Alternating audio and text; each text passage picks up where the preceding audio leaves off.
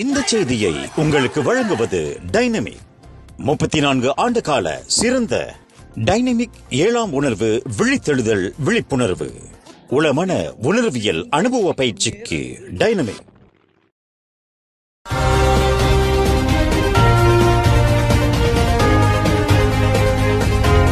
வணக்கம். திசைகளின் 5 மணி செய்திகள். சிங்கப்பூரை போன்று மலாய்க்காரர்கள் அரசியல் அதிகாரத்தை இழந்து விடுவார்களாம். மறைமுக மிரட்டல் விடுக்கிறார் பாஸ் கட்சி தலைவர் ஹடி அவாங். டிஏபிக்கு வழிவிட்டால் சிங்கப்பூரை போன்று மலாய்க்காரர்கள் தங்களின் அரசியல் அதிகாரத்தை இழக்க நேரிடலாம் என்று இனத்வேஷ தன்மையிலான மறைமுக மிரட்டலை பாஸ் கட்சி தலைவர் அப்துல் ஹடி அவாங் விடுத்துள்ளார். கொலகுபுபாரு சட்டமன்ற இடைத்தேர்தல் நாளை சனிக்கிழமை நடைபெறும் நிலையில் அத்தொகுதிக்கு உட்பட்ட பத்தங்காலியில் பரிகாத்தா நேஷனலுக்கு ஆதரவாக தனது முதலாவது தேர்தல் பிரச்சாரத்தை தொடங்கிய அந்த மதவாத கட்சி தலைவர் டிஏபியை கடுமையாக சாடினார். சிங்கப்பூரில் மலாய்க்காரர்கள் அரசியல் அதிகாரத்தை இழந்ததை போன்ற வரலாற்று தவறுகளை ஸ்லாங்கூரில் உள்ள அம்னோ உறுப்பினர்களும் மலாய்க்காரர்களும் செய்துவிடக்கூடாது என்று நினைவுறுத்தினார். மலேசியாவில் இன்று ஆளும் கட்சியில் இருக்கும் டிஏபி சிங்கப்பூரில் ஸ்தாபிக்கப்பட்ட மக்கள் செயல் கட்சியான பிஏபியிலிருந்து உருவானதாகும். நாட்டில் குழப்பங்களை விளைவிக்கும் அளவிற்கு அதிகாரத்தை கைப்பற்றுவதற்கு தீவிரவாதம் நிறைந்த கட்சியாகும். நாடு சுதந்திரம் பெற்ற பின்னர் பூமி புத்ராக்களுக்கான உரிமை, அதிகாரத்துவ மொழியாக மலாய், பிற இனத்தவர்களுக்கு குடியுரிமை போன்ற கொள்கைகள் அரசியலமைப்பு சட்டத்தில் இணக்கம் காணப்பட்டன. ஆனால் சிங்கப்பூரில் லீ குவான் யூவினால் தோற்றுவிக்கப்பட்ட பிஏபியின் மறு தோற்றமாக மலேசியாவில் டிஏபி என்று வேரூன்றியதோ அன்று முதல் அவர்களின் பிரதான அரசியல் நோக்கம் சந்தடியின்றி அரசியல் அதிகாரத்தை கைப்பற்றுவதாகும்.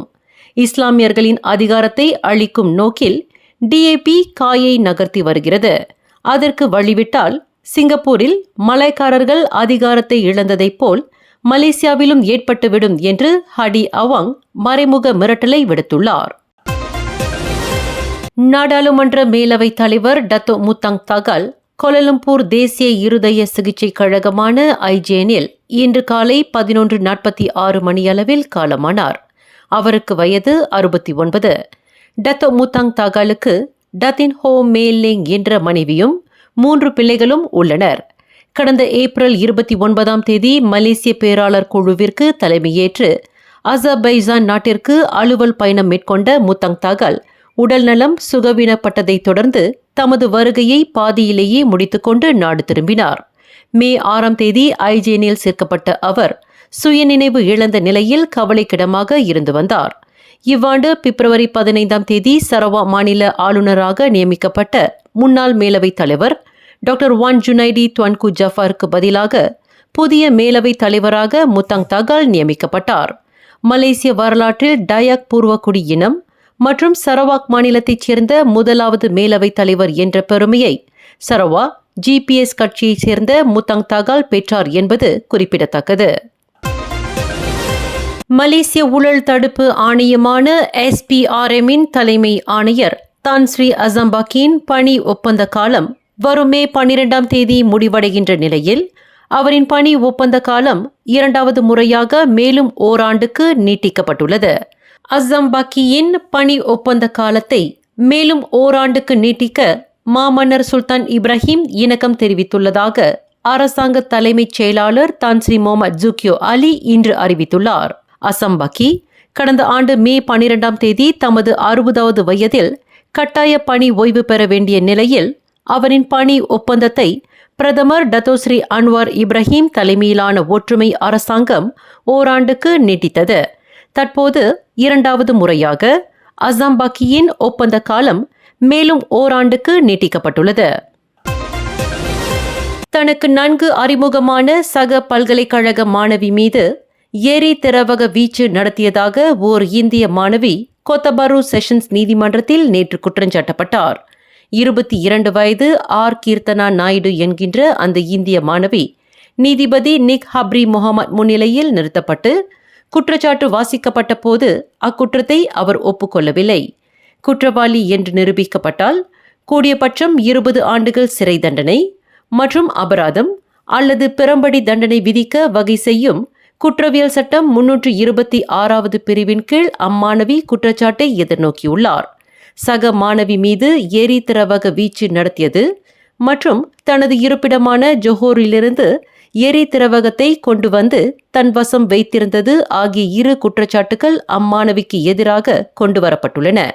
கடந்த மே 3ஆம் தேதி வெள்ளிக்கிழமை மாலை 4:23 மணியளவில் கிளாந்தன் குபாங் கிரியானில் உள்ள USM பல்கலைக்கழகத்தின் சுகாதார பிரிவு வளாகத்தில் பாதுகாப்பு இலாக்கா அறையில் 22 வயது நூருல் ஹுஸ்னா ரஹீம் என்பவர் மீது எரி திரவக வீச்சு நடத்தியதாக அவர் மீது குற்றஞ்சாட்டப்பட்டுள்ளது. விபச்சார நடவடிக்கையில் ஈடுபட்டதாக இளம் பெண் ஒருவர் கொலப்பிலா மேஜிஸ்ட்ரேட் நீதிமன்றத்தில் இன்று குற்றஞ்சாட்டப்பட்டார். 20 வயது டியா கைரோல் நிசா முகமது காலித் என்கின்ற அப்பெண் மேஜிஸ்ட்ரேட் ஷைஃபுல் சயோத்தி முன்னிலையில் நிறுத்தப்பட்டு குற்றச்சாட்டு வாசிக்கப்பட்ட போது அக்குற்றத்தை அவர் ஒப்புக்கொண்டார். குற்றம் என்று நிரூபிக்கப்பட்டால் கூடியபட்சம் 1 ஆண்டு சிறை அல்லது அபராதம் அல்லது இரண்டுமே விதிக்க வகை செய்யும் குற்றவியல் சட்டம் 372B பிரிவின் கீழ் அவர் குற்றச்சாட்டை எதிர்நோக்கியுள்ளார். கடந்த மே 3ஆம் தேதி பிற்பகல் 2:30 மணியளவில் நெக்ரி சம்பிலான் கம்மாஸில் உள்ள ஒரு தங்கும் விடுதியில் இக்குற்றத்தை புரிந்ததாக அவர் மீது குற்றஞ்சாட்டப்பட்டுள்ளது.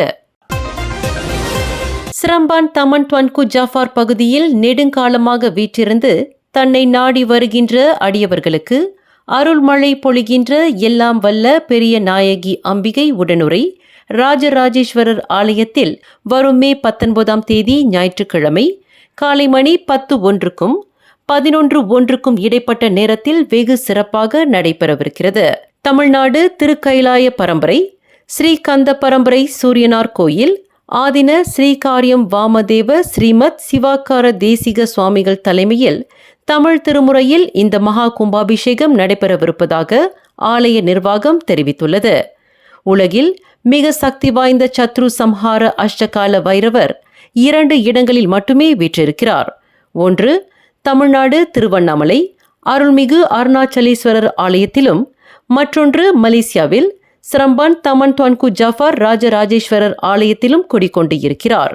இந்த மகா கும்பாபிஷேகத்தில் பொதுமக்கள் அனைவரும் திரளாக கலந்து கொண்டு மகா ராஜராஜேஸ்வரர் பெருமான் திருவருளை பெற்று உய்யுமாறு ஆலய நிர்வாகம் சார்பில் சுவாமிகள் அழைப்பு விடுத்துள்ளார். இவ்வளவு சிறப்பு வாய்ந்த இந்த மகா சத்ரு சம்ஹார அஷ்டகால பைரவருடைய மகா கும்பாபிஷேகத்தை கண்டால் மிகப்பெரிய சிவபுண்ணியமும் நன்மையும் நமக்கு வந்து சேரும். அத்துணை சிறப்பு வாய்ந்த மகா கும்பாபிஷேகத்திற்கு மலேசியா திருநாட்டில் இருக்கிற அனைத்து அன்பர்களும் அடியார் பெருமக்களும் தவறாது வந்து கலந்து கொண்டு சிவபுண்ணியம் பெறுமாறு உங்களை அன்போடு அழைக்கின்றோம். இந்த வைரவர் சன்னதி ஸ்ரீமத் சிவாக்கர தேசிய சுவாமிகள் மற்றும் திருவண்ணாமலை தமிழ் திருமுறை சிவாச்சாரியார் ஆகியோரின் ஆலோசனை பேரில் கட்டப்பட்டுள்ளது. ஆலய பூஜைகளும் மேற்கண்ட ஆன்றோர்களின் ஆலோசனையின் பேரிலே நடக்கின்றன என்பது குறிப்பிடத்தக்கது. பஹாங் ஃபெல்டா சுங்கைத்தக்காமில் உள்ள வீடொன்றில் முகமூடி திருடர்கள் நுழைந்து பெரியவர் ஒருவரை தாக்கியதுடன் 1600 வெள்ளி மதிப்பிலான பொருட்களை கொள்ளையிட்டுச் சென்றனர். நேற்று இரவு 8 மணியளவில் நிகழ்ந்த இச்சம்பவத்தில் 85 வயதுடைய அப்பெரியவரின் கைகள் ஒரு ரப்பர் குழாயால் கட்டப்பட்டதுடன் அவரின் வாயில் துணி அடைக்கப்பட்டு படுக்கறைக்கு இழுத்துச் செல்லப்பட்டதாக தெரியப்படுகின்றது. சந்தேகிக்கும் 2 முகமுடி திருடர்கள் வீட்டிற்குள் நுழைய முற்பட்ட வேளை பாதிக்கப்பட்ட அப்பெரியவர் அவர்களை வழிமறித்ததைத் தொடர்ந்து இச்சம்பவம் நடந்திருப்பதாக மாவட்ட போலீஸ் தலைவர் சூப்பரிண்டென்டன்ட் ஜுக்ரி முகமது தெரிவித்தார். பாதிக்கப்பட்டவரிடமிருந்து அந்த முகமுடி திருடர்கள் 1200 வெள்ளி ரொக்கப்பணம், வங்கி அட்டைகள் உட்பட கைபேசிகளை கொள்ளையிட்டுச் சென்றதாக ஜுக்ரி முகமது கூறினார். மேல் சிகிச்சைக்காக பாதிக்கப்பட்டவர் ஜெராந்தோட் மருத்துவமனைக்கு கொண்டு செல்லப்பட்டிருப்பதுடன் சம்பந்தப்பட்ட முகமுடி திருடர்களை போலீசார் தீவிரமாக தேடி வருவதாக சுக்ரி முகமது அறிவித்தார்.